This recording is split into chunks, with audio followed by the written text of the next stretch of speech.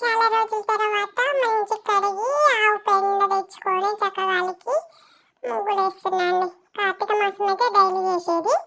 తర్వాత ఒక ఎన్ని ఫెస్టివల్ పండగలు అప్పుడు వచ్చినప్పుడు మట్టుకే మళ్ళీ చేసుడు అవుతుంది. చాలా బద్ధకం అయిపోయింది.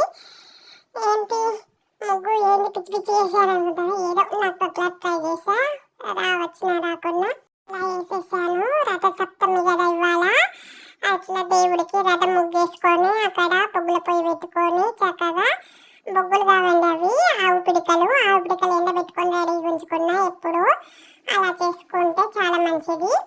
ఆవు పిడికలు అన్ని పెడితే మంచిదని అప్పుడిప్పుడు పురాణంలో చెప్పారు. తర్వాతనైతే గ్యాస్ మీద వండేది. తర్వాత ఇవాళ ఎందుకో ట్రై చేశాను. బాగానే వచ్చింది. మంట మండడానికి కొంచెం లేట్ అయింది. సెమ్మ ఉసిరి రెండు కలిసే ఉంటాయి కదా నాకు, అందుకని మంచిగా రెడీ చేసుకున్నాను. సంప్రదాయాలు భారతీయులై చాలా అంటే చాలా ఉన్నాయి. రోజుకొక విశిష్టత ఉంది మనం చేసుకునే దాన్ని బట్టి.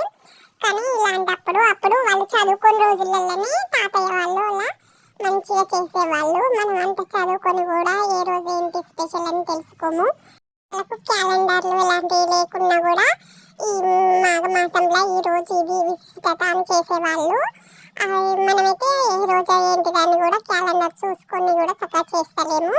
ఎప్పుడో చిన్నప్పుడు మా తాత వాళ్ళు చేసే గుర్తుంది నాకు. నేను కొంచెం కొంచెం చేస్తాను, మరీ ఎక్కువ రాదు నాకు కూడా. ఏదో నాకు తోచినట్టు చక్కగా ఆవు పిడికలు తీసుకొచ్చుకొని పొయ్యి పెట్టుకొని దాని మీద పాయసం వండేది. గంటలు వాడరు దీనికి, చక్కగా గంజలు వండేది. చక్కగా ఆవు పేడ తెచ్చుకొని తులసమ్మ కాడ మంచాలకి ముగ్గేసుకొని మీ ఇష్టం, ఇలా అలుకు చల్లినేం లేదు, ఇలా అలుక్కొని పెట్టుకునేం లేదు, చక్కగా ముగ్గులు పెట్టేసుకొని కరెక్ట్గా ఆదివారం రోజు కలిసి వచ్చింది అన్నట్టు. ఆదివారం వచ్చినా రాకుండా రథసప్తమి రోజు కంపల్సరీ చిక్కుడాకుల ప్రసాదం పెట్టి చిక్కుడుకాయలతో రథం చేసుకోవాలి. చక్కగా 7 అంటే 7 గుర్రాల టైపు 7 చిక్కుడుకాయలను పెట్టి చక్కగా ఇలా ఇటు రెండు పెట్టేసి పుల్లలు పెట్టుకుంటారు, మన ఇష్టం.